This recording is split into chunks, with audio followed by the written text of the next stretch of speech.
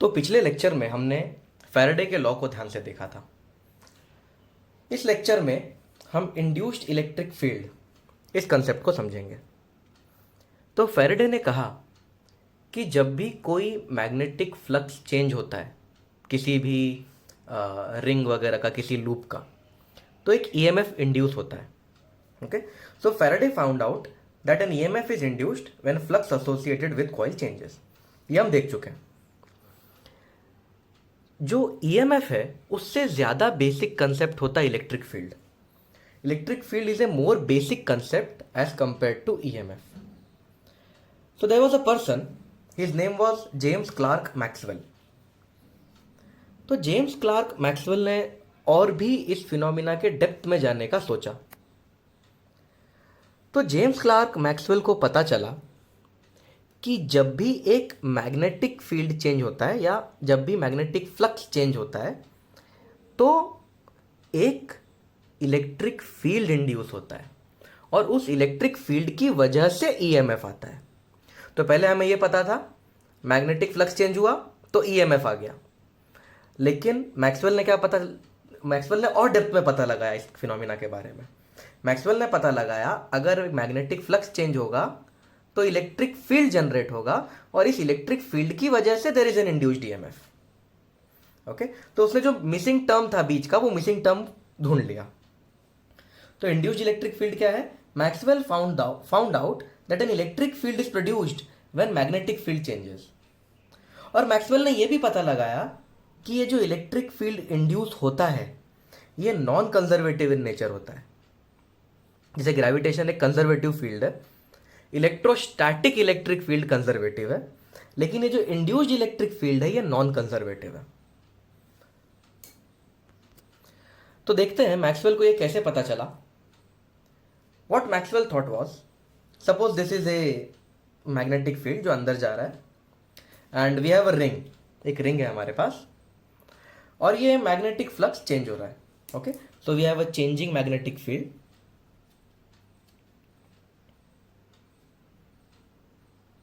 So we have a changing magnetic field.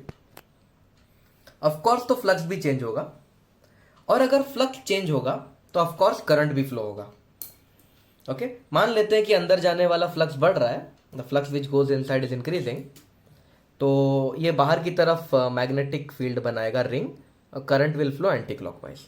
Will just assume it that current is flowing anti clockwise.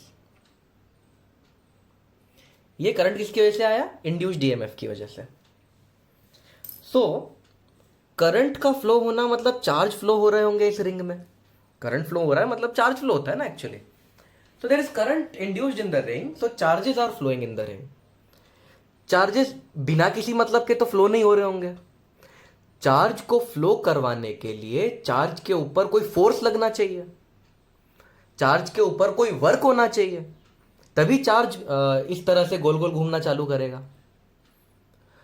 तो charge के ऊपर force लग रहा है। Charge के ऊपर फोर्स कौन लगाता है? चार्ज के ऊपर फोर्स तो इलेक्ट्रिक फील्ड लगाता है। इसका मतलब पक्का इस रिंग में एक इलेक्ट्रिक फील्ड स्टैब्लिश हो गया है। अब अगर करंट गोल गोल घूम रहा है मतलब चार्ज गोल गोल घूम रहा है, और चार्ज हमेशा, अगर पॉजिटिव चार्ज है तो वो हमेशा इलेक्ट्रिक फील्ड के डायरेक्शन में ही जाता है। तो इसका मतलब है जो चार्ज है अगर वो गोल गोल घूम रहा है, इसका मतलब है जो इलेक्ट्रिक फील्ड बना होगा वो भी गोल गोल घूम रहा होगा। तो ये है इलेक्ट्रिक फील्ड। चिल्ड्रन आप देख सकते हो ये इलेक्ट्रिक फील्ड क्लोज लूप बना रहा है। हमने इलेक्ट्रोस्टैटिक्स में पढ़ा था electric field does not form close loop, लेकिन ये इलेक्ट्रिक फील्ड क्लोज लूप बना रहा है। तो चिल्ड्रन बेटर स्टेटमेंट ये होगा electrostatic field does not form close loop. Electrostatic मतलब जब चार्जेस रेस्ट पे रहते हैं तब जो इलेक्ट्रिक फील्ड चार्जेस बनाते हैं वो इलेक्ट्रिक फील्ड क्लोज लूप नहीं बनाता, लेकिन induced electric field close loop बना सकता है। और ये induced electric field close loop बना रहा है, इससे यह भी पता चलता है कि induced electric field non conservative है। एक बार फिर से आपको बताता हूं। फ्लक्स चेंज हुआ तो करंट फ्लो हुआ, करंट फ्लो होने का मतलब है चार्ज फ्लो हो रहा है, चार्ज फोकट में तो फ्लो होगा नहीं, उसके ऊपर पक्का फोर्स लग रहा है। चार्ज के ऊपर फोर्स लगता है, फोर्स लगाता है इलेक्ट्रिक फील्ड, क्योंकि चार्ज गोल गोल घूम रहा है, इलेक्ट्रिक फील्ड भी गोल गोल होगा। यानी कि ये इलेक्ट्रिक फील्ड क्लोज लूप बना रहा है, तो ये नॉन कंजर्वेटिव इलेक्ट्रिक फील्ड है। तो ये पूरा दिमाग मैक्सवेल ने लगाया, and Maxwell was sure that there is an electric field which is like this. इस तरीके का कोई इलेक्ट्रिक फील्ड बन चुका है। ओके, तो ये जो मैंने बनाया है ये इलेक्ट्रिक फील्ड है।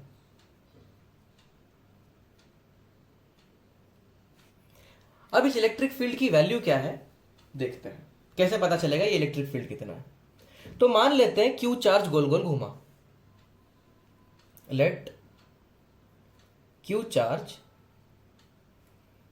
Complete one loop. तो क्यू चार्ज यहां से शुरू हुआ, क्यू चार्ज घूम फिर के यहां पे आया, तो वर्क कितना हुआ? कुछ बच्चे बोलेंगे वर्क हुआ 0।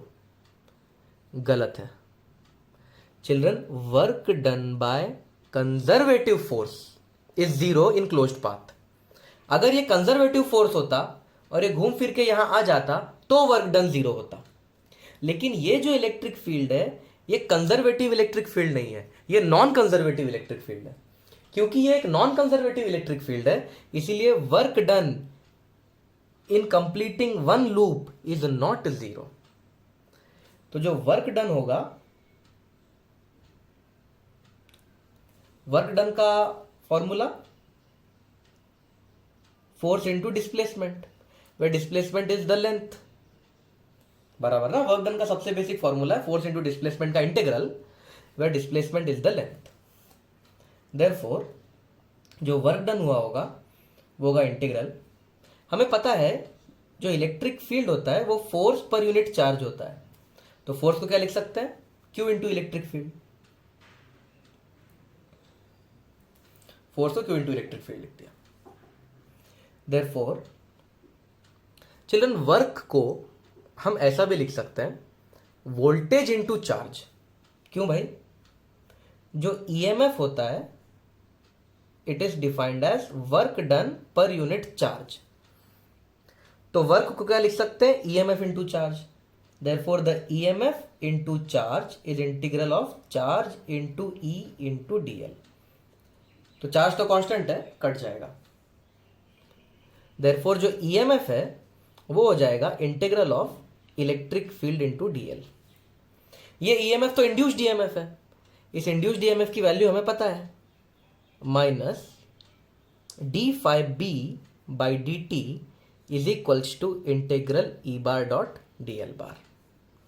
तो ये रिलेशन है, इसे मैक्सवेल का भी इक्वेशन कहा जाता है। ये वैसे तो फैराडे के लॉ के हिसाब से हमने ये सब डेरिवेशन किया है, लेकिन मैक्सवेल ने इसे बहुत ज़्यादा अच्छे तरीके से मैथमेटिकली कैलकुलस फॉर्म में रिप्रेजेंट किया है। Therefore this is called as Maxwell का लॉ। ये मैक्सवेल का लॉ है, but it is based on Faraday's law. तो चिल्ड्रन ये इक्वेशन बता क्या रहा है? What is this integral and d by D t and all this things are showing you. ये इक्वेशन बता रहा है कि d by D T of phi B मतलब when ever there is a rate of change of flux, यानी कि जब भी मैग्नेटिक फ्लक्स चेंज होगा and electric field will get induced, यानी changing magnetic field creates an electric field. Equation ये बता रहा है, और ये माइनस साइन का मतलब है कि ये जो इलेक्ट्रिक फील्ड बनेगा ये मैग्नेटिक फील्ड को चेंज होने से रोकने की कोशिश करेगा। इसे तो हम लेंस लॉ कहते हैं ना, तो लेंस लॉ को भी परफेक्टली फॉलो कर रहा है। So what is this equation telling me? This equation is telling me whenever there is a change in magnetic field, an electric field gets induced, and the induced electric field is given by this formula. अब इस formula पे एक numerical देखते हैं। एक magnetic field है B equal to B naught t, और ये मैग्नेटिक फील्ड एग्जिस्ट कर रहा है सर्कुलर रीजन में, और उस सर्कुलर रीजन का रेडियस है R। तो एक काम करते हैं, इसकी ड्राइंग कर लेते हैं क्वेश्चन की। तो सॉरी, तो जो मैग्नेटिक फील्ड है वो इस तरह से एक सर्कुलर रीजन में है, so this is the magnetic field. और ये मैग्नेटिक फील्ड चेंज हो रहा है टाइम के साथ। हमें पता लगाना है जो इलेक्ट्रिक फील्ड इंड्यूस हुआ है, जो आर डिस्टेंस, छोटू आर डिस्टेंस है सेंटर से। चिल्ड्रन यहां पे कैपिटल आर है radius, capital r is the radius and small r is the distance from the centre. और स्मॉल आर है कैपिटल आर से छोटा केस वन में, तो ये केस वन कर देते हैं। केस वन, जो स्मॉल आर है वो कैपिटल आर से छोटा है, देखो लिखा है यहां पे। तो हमें छोटू आर पे इलेक्ट्रिक फील्ड ढूंढना है, तो मान लेते हैं छोटू आर यहां कहीं है, ये रहा स्मॉल आर। आप देख सकते हो ये जो स्मॉल आर है वो कैपिटल आर से छोटा है, तो कैपिटल आर बड़ा है, इतना बड़ा है, स्मॉल आर इधर है। तो यहां पे इलेक्ट्रिक फील्ड कितना है हमें वो निकालना है। What is the electric field at this point. तो चिल्ड्रन सबसे पहले मैं यहां पे एक इस तरीके का सर्कल बनाऊंगा।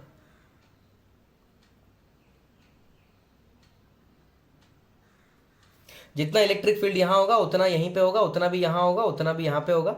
तो इस पूरे सर्कल पे, क्योंकि देखो इक्विडिस्टेंट है ना, ये सारे पॉइंट्स सेंटर से इक्विडिस्टेंट है, तो इस पूरे सर्कल पे इलेक्ट्रिक फील्ड सेम ही रहने वाला है। अब हम फॉर्मूला लगाते हैं। The electric field, the integral of electric field into dl is equals to d phi B by dt with a negative sign। Now children इस पूरे के पूरे सरकमफ्रेंस पे, ये देखो इस सरकमफ्रेंस पे इलेक्ट्रिक फील्ड तो हर जगह सेम है, तो इलेक्ट्रिक फील्ड एक कांस्टेंट है जिसे मैं इंटीग्रल साइन के बाहर ले सकता हूं। बचेगा integral dl is equals to minus D by D T of, flux होता है magnetic field into area into cos theta, therefore electric field into, अब dl मतलब छोटू सा लेंथ, छोटू से लेंथ को मैं इंटीग्रेट करूंगा तो क्या होगा, इन सारे छोटे छोटे लेंथ्स को अगर हम इंटीग्रेट करेंगे, ये बहुत सारे छोटे छोटे लेंथ है ना, we are integrating over this surface, we are integrating over this circle, छोटू सर्कल। तो अगर मैं इन सबको इंटीग्रेट करूंगा तो मुझे क्या मिलेगा, मुझे मिलेगा 2πr। छोटे छोटी चीजों को इंटीग्रेट करना मतलब ऐड करना, इसको पूरे को ऐड किया तो क्या मिलेगा 2πr। And this is equal to, area तो कांस्टेंट है इस चीज का, और हां हम लोग इसे इंटीग्रेट कर रहे हैं तो एरिया भी इसी का लिया जाएगा। ओके, तो मैग्नेटिक फील्ड की जगह मैं लिख सकता हूं बी नॉट टी इनटू, हम लोग इसके फ्लक्स के बारे में बात कर रहे हैं, flux of this thing, okay, flux of this Chhotu thing. तो एरिया भी इस छोटू चीज का आएगा, इसका एरिया हो जाएगा पाई इंटू छोटू आर स्क्वायर, और यहां पे इस सरफेस का एरिया इस तरह मान लेंगे, सरफेस का एरिया उसके परपेंडिकुलर है, ये है सरफेस का एरिया और ये है मैग्नेटिक फील्ड, तो दोनों पैरेलल है, तो cos 0 हो जाएगा, cos 0 इज 1, तो ये पाई से पाई कट जाएगा, therefore E into 2r is minus B naught, t को डिफरेंशिएट करेंगे विद रिस्पेक्ट टू टाइम तो 1 आ जाएगा, इंटू आर स्क्वायर, तो ये भी कट जाएगा। तो जो इलेक्ट्रिक फील्ड बनेगा, थोड़ा यहां लिख देता हूं मैं, जो इलेक्ट्रिक फील्ड बनेगा उसकी वैल्यू होगी minus B naught r by 2। This will be the electric field in case 1 at this point. तो इन सारे पॉइंट्स पे इलेक्ट्रिक फील्ड कितना है, minus B naught r by 2। अब केस 2 देखते हैं।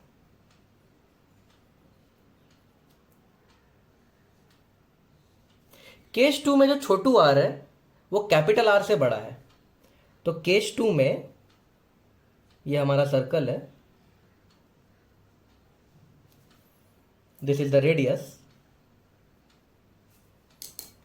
अब छोटू आर ये है, यहां इलेक्ट्रिक फील्ड निकालना है। आप देख सकते हो छोटू आर बड़ा हो गया है, तो प्रोसीजर वही रहेगी, मैं फिर से पाथ बनाऊंगा। और फिर से फॉर्मूला अप्लाई करूंगा, integral E bar dot D L bar equal to minus D five B by D T. Therefore E तो कॉमन है, अब इसके लेंथ को इंटीग्रेट करना पड़ेगा, पाथ के लेंथ को इंटीग्रेट करना पड़ेगा। पाथ के लेंथ को इंटीग्रेट करेंगे तो आएगा 2 pi R equal to minus D by D T of flux होता है बी का वैल्यू है B naught T into area. Now children, जो फ्लक्स है, देखो एरिया तो मुझे इसका लेना चाहिए बड़े वाले का, पर प्रॉब्लम क्या है, एरिया तो होना चाहिए इस पूरे का, पर प्रॉब्लम ये है कि जो फ्लक्स है वो सिर्फ इतू से एरिया में कॉन्सेंट्रेटेड है। तो एक्चुअली में एरिया लेना चाहिए इतना, पर इस एरिया में से कितने एरिया के पास फ्लक्स है, बस इतने ही एरिया के पास फ्लक्स है। तो अब जो एरिया आएगा वो ये आएगा, कि फ्लक्स मतलब मैग्नेटिक फील्ड एरिया को क्रॉस करना। मैग्नेटिक फील्ड किस एरिया को क्रॉस कर रहा है, इस एरिया को। तो यहां पे आएगा पाई इंटू बड़ा आर स्क्वायर। अब एरिया इसका आएगा, ओके, और कॉस थीटा का वैल्यू फिर से यहां पे 1 हो जाएगा। देयरफॉर जो ईएमएफ होगा, पाई से पाई कट गया है, ईएमएफ होगा B naught d t by D t तो 1 हो जाएगा, माइनस साइन भी है, आर स्क्वायर अपॉन 2r। ये बनेगा इसका ईएमएफ, सॉरी ये बनेगा इसका इलेक्ट्रिक फील्ड। नाउ चिल्ड्रन, शुरुआत में electric field directly proportional to r, छोटू आर, और अब electric field inversely proportional to छोटू आर है। तो अगर मैं इसका ग्राफ बनाऊं, इलेक्ट्रिक फील्ड वर्सेस डिस्टेंस, तो जब तक वो अंदर है, जब तक छोटू आर रेडियस से छोटा है, यानी कि जब तक हम इंटीरियर पॉइंट सिलेक्ट कर रहे हैं, तब तक दोनों में डायरेक्ट प्रोपोर्शन है, यानी कि तब तक ये सीधा बढ़ेगा। लेकिन जैसे ही छोटू आर कैपिटल आर के इक्वल हो जाता है, उसके बाद इनवर्स प्रोपोर्शन है। तो इस तरह का ग्राफ बनेगा, मैंने मैग्नीट्यूड प्लॉट किया है, ओके, नेगेटिव साइन है तो मैंने मैग्नीट्यूड प्लॉट करके ऊपर प्लॉट कर दिया है। इस तरीके का ग्राफ बनेगा इसका। अगला कंसेप्ट देखते हैं चिल्ड्रन। अगला कंसेप्ट है एडी करंट्स। तो आप सब जानते हैं कि अगर ये रिंग है और ये मैग्नेटिक फील्ड है और मैग्नेटिक फील्ड चेंज हुआ तो रिंग में इंड्यूस्ड करंट आई फ्लो होगा। ये तो हमने फेराडे के लॉ में पढ़ ही लिया है, रिंग में इंड्यूस्ड करंट आई फ्लो होगा। नाउ चिल्ड्रन, क्योंकि ये रिंग है, सिर्फ यही पार्ट मेटल का है, यही पार्ट कंडक्टर है, और करंट बस यहीं पे फ्लो हो सकता है। करंट यहाँ बीच में तो फ्लो नहीं हो सकता, क्योंकि यहाँ पे बीच में कुछ भी नहीं है, हवा है। लेकिन अगर एक सॉलिड मेटल शीट हुई तो ये देखो, ये पूरा सॉलिड है, मेटल का बना है, मेटल का पतरा, शीट ऑफ मेटल, अंदर खाली नहीं है, खोखला नहीं है, पूरा मेटल का बना हुआ है, जस्ट लाइक दिस पेज। अब अगर मैं मैग्नेटिक फील्ड चेंज करूं, अब अगर मैं फ्लक्स चेंज करूं, करंट तो इंड्यूस होगा, लेकिन वो करंट यहां एजेस पे ऐसा गोल गोल घूमेगा क्या? बस यही एक पाथ है क्या करंट के पास? नहीं, करंट के पास तो पूरी की पूरी शीट प्रेजेंट है। तो अब क्या होगा इस केस में, करंट इस तरीके से सर्कुलर लूप्स में घूमता है, कॉन्सेंट्रिक सर्कुलर लूप्स में घूमता है, ओके। इन कॉन्सेंट्रिक सर्कुलर लूप्स में घूमने वाले करंट को एडी करंट्स बोलते हैं। तो जरूरी नहीं है कि ऐसे ही एडी करंट होगा, एडी करंट ऐसा भी हो सकता है, यहां पे एक लूप बना हुआ है करंट का, कुछ करंट ऐसे फ्लो हो रहा है, कुछ करंट्स यहां पे इस तरह से फ्लो हो रहा है, तो इन करंट्स को एडी करंट्स बोलते हैं। So what are eddy currents? Eddy currents are the currents which flow in a sheet, metal sheet, due to Faraday's law of electromagnetic induction. तो रिंग था तो बस एक ही पाथ था करंट के पास, लेकिन अब तो ये पूरा मेटल का शीट है, तो कुछ करंट्स ऐसे फ्लो होते हैं, कुछ ऐसे फ्लो होते हैं, कुछ ऐसे फ्लो होते हैं, इनको एडी करंट्स बोलते हैं। और एडी करंट्स और इस करंट में कोई खास फर्क नहीं है, बस यहाँ पे पाथ लिमिटेड है, यहाँ पे बड़ा सा पाथ है, बस यही एक फर्क है दोनों में। नाउ चिल्ड्रन, एडी करंट्स की वजह से क्या होता है? एडी करंट फ्लो हो रहा है, मतलब चार्जेस फ्लो हो रहा है, करंट फ्लो हो रहा है। जब भी चार्ज और करंट फ्लो होते हैं तो आपको पता है कि चीज़ें गर्म हो जाती हैं, तो ये मेटल का शीट गर्म हो जाएगा। तो इसकी वजह से the electrical energy will get converted to heat energy. तो हम इसका इस्तेमाल भी कर सकते हैं। एडी करंट की मदद से इलेक्ट्रिकल फर्नेसेस भी बनाए जा सकते हैं। ये टेम्परेचर इतना ज़्यादा बढ़ जाता है एडी करंट की मदद से कि आप पूरा का पूरा फर्नेस बना सकते हो इससे। एडी करंट का एक जगह पे यूज़ और कर सकते हो आप। आपने तो पिछले वीडियो में देखा ही होगा कि जब भी कोई वायर मूव कर रहा होता है तो उस वायर के ऊपर फोर्स लगता है। आपको याद होगा, हमने एक न्यूमेरिकल किया था इस तरीके का, और यहाँ पे एक रॉड थी, रॉड v वेलोसिटी से आगे जा रही थी और उसके ऊपर फोर्स लग रहा था यहाँ पे, और ये फोर्स लग रहा था इस इंड्यूस्ड करंट के कारण। तो ये न्यूमेरिकल हमने पिछले वीडियोस में देखा था।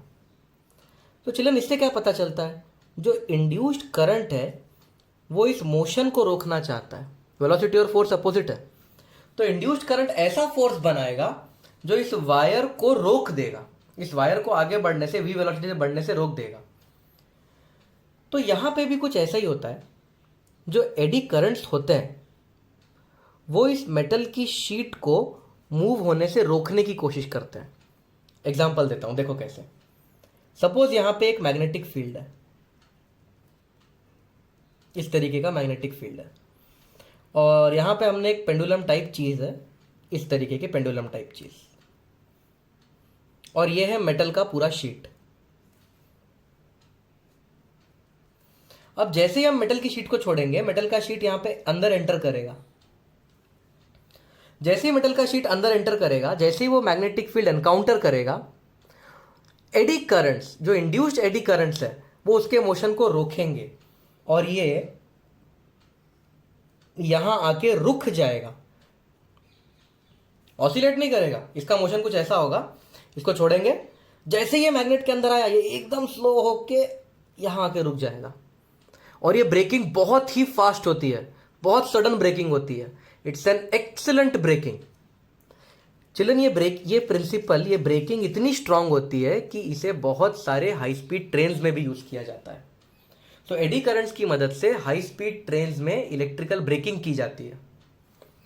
तो जब ये यहां से नीचे आएगा और जब ये अंदर घुसेगा तो इसकी वेलोसिटी को रोका जाएगा, और ये ब्रेकिंग बहुत ही स्मूथ और बहुत फास्ट होती है। तो जैसे ही आएगा यहाँ पे अंदर घुसेगा, तुरंत जीरो हो जाएगा, ऑसिलेट भी नहीं हो पाएगा ठीक से, because of this force which is applied by the induced current. Induced current ऐसा फोर्स लगाएगा कि मोशन को ही रोक देगा। तो एडी करंट आप कहां यूज कर सकते हो? इलेक्ट्रिकल ब्रेकिंग में। एक और बात चिल्ड्रन, हर बार एडी करंट एडवांटेजियस है ऐसा जरूरी नहीं है। एडी करंट्स के कुछ डिसएडवांटेज भी है। फॉर एग्जाम्पल, हम अगले चैप्टर में पढ़ेंगे ट्रांसफॉर्मर। एडी करंट्स की वजह से ट्रांसफॉर्मर में हीट लॉस होता है, क्योंकि आप देख सकते हो इस तरह के, जब ट्रांसफॉर्मर एक डिवाइस है, उस डिवाइस में जब इस तरह के एडी करंट्स बनेंगे तो हीट प्रोड्यूस होगी, और वो हीट किसी काम नहीं आती ट्रांसफॉर्मर में, पूरी वेस्टेज हो जाती है। तो eddy currents is not desirable in transformers. तो एडी करंट्स को कम करने के लिए ट्रांसफॉर्मर में हम ट्रांसफॉर्मर के कोर को लैमिनेट करते हैं। हम इस पार्ट को और डिटेल में पढ़ेंगे अगले चैप्टर में, अल्टरनेटिंग करंट में। पर फिलहाल के लिए आप ये समझ लो कि एडी करंट्स हर बार एडवांटेजेस नहीं होता, उसके डिसएडवांटेजेस भी होते हैं। ट्रांसफॉर्मर में एडी करंट एक लॉस की तरह होता है। नाउ चिल्ड्रन, अगर आपको एडी करंट कम करना है तो ये जो मेटल का जो शीट है, उस मेटल के शीट को ऐसा पूरा सॉलिड मेटल शीट मत बनाओ। अगर मेटल के शीट में इस तरीके के आपने ग्रूव्स बना दिए, खांचे बना दिए,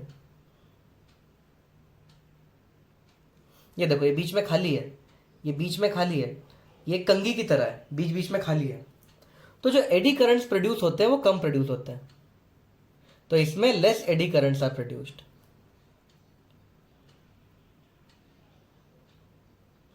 तो जब आप इसको पेंडुलम बना के छोड़ोगे तो वो थोड़ा सा ऑसिलेट कर लेगा 3-4 बार और फिर आके रुकेगा, क्योंकि उसमें एडी करंट्स कम बनेंगे। तो सॉलिड स्टील का प्लेट लोगे, सॉलिड मेटल का प्लेट लोगे, उसको छोड़ोगे तो वो तुरंत आके रुकेगा। लेकिन इस डिजाइन में कम एडी करंट्स बनते हैं, ये तुरंत आके नहीं रुकता, ये थोड़ा सा ऑसिलेट करके रुकता है। मेरे एक फेवरेट प्रोफेसर है, फिजिक्स के प्रोफेसर वॉल्टर लुएन, उन्होंने बहुत ही शानदार तरीके से इस एक्सपेरिमेंट को करके दिखाया अपने वीडियोस में। मैं आपको लिंक भेज दूंगा और टाइम फ्रेम भेज दूंगा, किस टाइम फ्रेम से किस टाइम फ्रेम के बीच में उन्होंने ये बताया है। So he is an excellent professor. I would recommend you that you watch this video.